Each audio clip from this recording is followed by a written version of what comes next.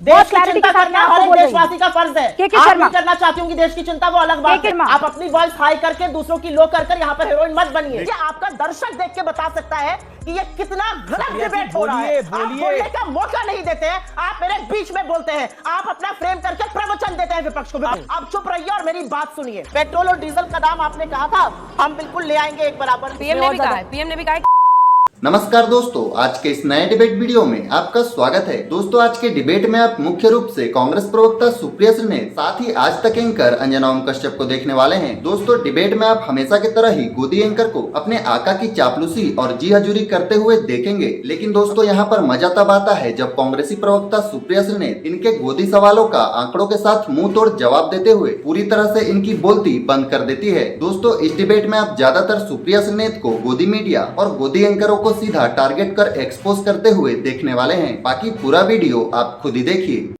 चलो भाई, आपको क्या क्या दिख रहा है इस ब्रिया जी? और अगर टैक्स छूट की हम बात करें, लोक लुभावन जो अनाउंसमेंट्स होती हैं अगर इलेक्शन ईयर हो, तो उसमें आप भी पीछे नहीं है। 2009 में आपने भी ऐसे ही टैक्स रिबेट दिया था, वो लोग भी कुछ कर सकते हैं। मैं दो बातें कहूंगी। आपने बोला कि आपके शो का नाम है गारंटी। एक बात की गारंटी मैं दे सकती हूँ, जुमलों से भरा हुआ ये बजट आने वाला है, और ये मैं सरकार के ट्रैक रिकॉर्ड को देखते हुए, ये मैं सरकार के कार्यकाल को देखते हुए बोल रही हूँ। यहाँ पर बात हो रही है इनकम टैक्स की।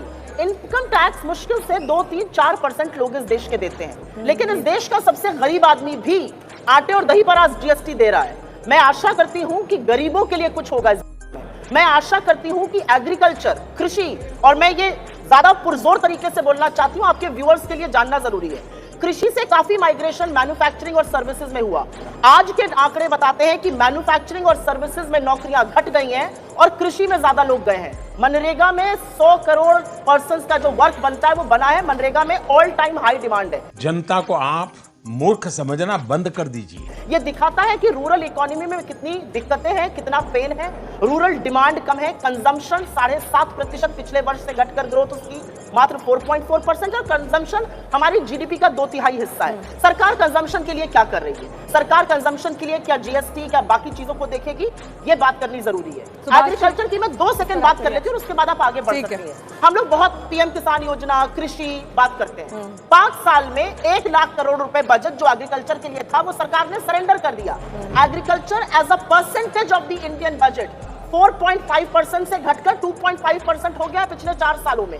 तो मन लुभावन बातें अपनी जगह हैं। असलियत यह है कि शिक्षा, स्वास्थ्य, कृषि, इन सब चीजों पर as a percentage of the budget हर बार आंकड़े घटते जा रहे हैं, और इस बात का सरकार को जवाब देना है। नौकरी और कृषि, 2 चीजों पर। शर्म करो शर्म। ये तो मान कर ही बैठ गए इनकी सरकार आ रही है। उन्होंने कहा कि मोदी सरकार 3.0। पीएम ने भी कहा है कि अगला बजट हम ही पेश करेंगे। मुंगेरी लाल के हसीन सपने देखने पर कोई रोक तो है नहीं, उस पर तो टैक्स पड़ नहीं रहा है, देखें। लेकिन लच्छेदार बातें और आंकड़े कुछ और कहते हैं। आप लोगों ने कुछ डिस्कशन अभी राजीव जी से, सुभाष जी से और यहाँ पर जफर भाई से किया। उन आंकड़ों की पोल भी तो खोलनी चाहिए ना। आपने पीएम आवास का जिक्र किया। पीएम आवास में जो आवंटित अर्बन था, उसमें महज 2.2 टारगेट मीट हुआ है अभी तक, जो अभी तक पूरा हो जाना चाहिए था। पीएम ग्रामीण में मात्र 55%, मतलब आधे से थोड़ा सा ज्यादा ही टारगेट मीट हुआ है अभी तक, जो हो जाना चाहिए था। हर घर जल की पोल यह है कि 2/3 टारगेट ही मीट होना पाया है। 2024 1 जनवरी को यह पूरा हो जाना था। छोड़िए इन बातों को। इन्होंने 2 चीजों की बात करी और उन 2 चीजों की हकीकत जान लेते हैं। सब कुछ चंगा है, बहुत बढ़िया हो रहा है, अर्थव्यवस्था दौड़ रही है। 10,000 लोग हरियाणा के लाइन लगा के खड़े हैं इजराइल के युद्ध क्षेत्र में जाने के लिए, क्योंकि उनके पास नौकरी नहीं है। पुणे के हिंजनवाड़ी में एक कोडिंग की जॉब निकलती है प्राइवेट कंपनी की, 3000 लड़के और लड़कियां लाइन लगा के खड़े हो जाते हैं उस एक नौकरी के लिए। असलियत यह है। मुझे क्रेडिट नहीं चाहिए। ये निवेश की बात कैसे कर सकते हैं? एफडीआई 9 साल 10 साल से एफडीआई सुना, 3 साल से एफडीआई गिर रहा है। 16 साल में सबसे निचले स्तर पर एफडीआई आ गया है। कॉर्पोरेट प्रॉफिट 20 नंबर का ग्राफिक्स दिखा दीजिए। 20 नंबर का ग्राफिक्स, वो जीडीपी की और एफडीआई की बात करें। एफडीआई 16 साल में अपने सबसे निम्न स्तर पे है, और कॉर्पोरेट प्रॉफिट 14 क्वार्टर में सबसे लो है। ये क्या दिखाता है? ये क्या दिखाता है? ये दिखाता है, ये जीडीपी दिखाता है। जीडीपी और एफडीआई का भी रिलेशन है। ये ग्लोबल जीडीपी है, इंडिया की जीडीपी नहीं है। सब आ रहा है बारी बारी से, हमको बोल लेने दीजिए। राष्ट्र के नाम 2047 के विकसित भारत के लक्ष्य में क्या कांग्रेस पार्टी का भरोसा है? अंजना जी, आप ही की मैं थोड़ी सी मेमोरी आपके द्वारा व्यूअर्स की कर देती हूँ। 2022 में हिंदुस्तान को $5 ट्रिलियन इकोनॉमी हो जाना था। हम 30 में हो पाएंगे, 10 ट्रिलियन के लिए हमें 15% पे ग्रो करना पड़ेगा। लक्ष्यदार बातें होती हैं, मीडिया में सुर्खियां भी बनती 30 के पर लिए 7 ट्रिलियन का लक्ष्य। अरे एक मिनट, लक्ष्यदार बातों की असलियत भी तो समझिए। असलियत क्या है? असलियत यह है कि मनरेगा में 15.5 करोड़ लोग आज जुड़ गए हैं, क्योंकि उनके पास शहरी क्षेत्रों में और गांव के क्षेत्रों में नौकरी नहीं है। इतना छोटा पहले कभी नहीं हुआ होगा। सरकार के पास 100 दिन का रोजगार नहीं, औसतन 40 दिन का रोजगार दिया जा रहा है। ये सब आंकड़े हैं, इन आंकड़ों को कैसे झुठलाया जा रहा है? और मैं एक अंतिम आंकड़ा कहकर अपनी बात खत्म करती हूँ। गांव देहात से मैं ताल्लुक रखती हूँ, छोटे घर किसी के चले जाइए तो वो बिस्कुट और पानी पिलाता है। आज की तारीख में शैम्पू, तेल, मंजन जो यार्डस्टिक है इकोनॉमी के, जो कंजम्पशन के रूरल में, हिंदुस्तान यूनिलीवर ने अपने नेगेटिव रिजल्ट पोस्ट किए हैं। यही हाल आईटीसी का है, यही हाल ब्रिटानिया का है। पार्ले जी का एक बिस्किट जब कम बिकता है ना, तो पता चलता है इकोनॉमी का क्या हाल है। तो बड़ी बड़ी बातें करना भी धराशायी हो गया, क्योंकि एफडीआई गिर रहा है आपका, और छोटी छोटी बातें भी धराशायी हो गई। एक बार सुप्रिया जी, आप जफर जी के नॉलेज के लिए बता दीजिए, जो आपने आंकड़े वॉर जोन में कितने लोग आवेदन दे रहे हैं, और जो कोडिंग वाला आपने कहा था कि 3000, हिंजनवाड़ी में, पुणे के हिंजनवाड़ी में एक नौकरी निकली, एक कोडिंग की जॉब थी। 3000 बच्चे लाइन में खड़े थे उस एक नौकरी के लिए। इन्हीं की सरकार ने कैंप ऑर्गेनाइज किया था। 10,000 हरियाणा के युवा इजराइल के युद्ध क्षेत्र में जाकर वो नौकरियां करने को तैयार है, जहां से फिलिस्तीनी जा चुके हैं। तो इतना सब चंगा सी है, और लोग वॉर जोन जाना चाह रहे हैं। बड़ी गजब इकोनॉमी चल रही है। अगर हम करें तो करें क्या, बोले तो बोले क्या। लेकिन हम ये कह रहे हैं, उसके बावजूद अगर दुनिया को एक इकोनॉमी जो बहुत तेज दिखती है चलते हुए, वो भारत की इकोनॉमी है। पूरी दुनिया की इकोनॉमी श्रिंक हो रही है। आप दिखाइए जो डेटा दिखा रहे थे अभी, लेफ्ट के हमारे इकोनॉमी तेजी से बढ़ रही है। उसका वजह है कौन सा चार्ट? महंगाई दर वाला चार्ट। 10 सेकंड की एक बात बोलना चाहती हूँ। चलिए मैं जफर भाई की बात मान लेती हूँ, इकोनॉमी बहुत सुदृढ़ चल रही है, तो उसका प्रतिक्षम किम प्रमाणन क्या है कि लोग कम खाना खा रहे हैं, 74% को आहार नहीं मिल रहा है ढंग का।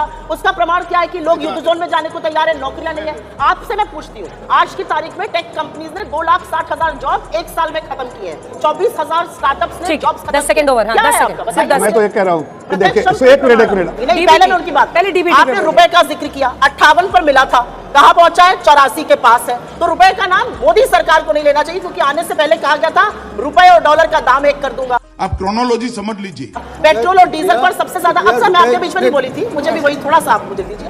पेट्रोल और डीजल का दाम आपने कहा था हम बिल्कुल ले आएंगे एक बराबर। असलियत यह है कि पेट्रोल और डीजल पे जितनी टैक्स वसूली सरकार ने करी, इससे पहले किसी सरकार ने नहीं करी थी। 58 का रुपया 84 पे पहुंच गया। आप कह रहे हैं हम बहुत अच्छे में। मैं आपसे सिर्फ एक सवाल पूछना चाहती हूँ, हर सरकार काम करेगी, ऑफ कोर्स ये भी वेलफेयर स्कीम्स चलाएंगे, लेकिन क्या आंकड़ों को झुटलाया जा सकता है? क्या मैंने कोई गलत आंकड़ा बोला है? बड़ी लोगों ने बात करी थी वी-शेप रिकवरी की, कहां हुई है वो वी-शेप रिकवरी? आपकी सरकार ने 2 वॉर भी नहीं देखे ना, 2 वॉर में भी हमारी सरकार ने 2013 में, एक मिनट नेहा जी, 2013 में जब फ्रेजाइल 5 की कंडीशन आई थी तो टेपर टैंट्रम हुआ था। एक साल में रुपया 63 से पीछे पहुंच गया था, वापस। लेकिन रिस्पॉन्स, अब एक रिस्पॉन्स ले लेते हैं हमारे साथ। I don't think you can be a economist that wants to favour government policies, क्योंकि आपने सरकार में काम किया है। ये कहना नहीं है, आप मेरे आंकड़ों को झुटलाइए ना जी। एफडीआई क्यों गिर रहा है? 3 साल से एफडीआई क्यों गिर रहा है? क्या आप इस बात का जवाब दे सकते हैं? मजा आया, और मैं ये जो मजा है हिंदुस्तान के हर व्यक्ति को देना चाहता हूँ। तो दोस्तों आज के लिए बस इतना ही। उम्मीद है आपको यह डिबेट वीडियो पसंद आया होगा। इसी के साथ इस पूरे वीडियो में प्रवक्ता सुप्रिया सरनेत ने जो आंकड़ों के साथ मोदी मीडिया को जवाब दिया है, इस पर क्या है आपकी राय, हमें नीचे कमेंट कर जरूर बताएं। साथ ही अगर आप हमारे चैनल पर नए हैं तो प्लीज वीडियो को लाइक करके चैनल को सब्सक्राइब कर लें।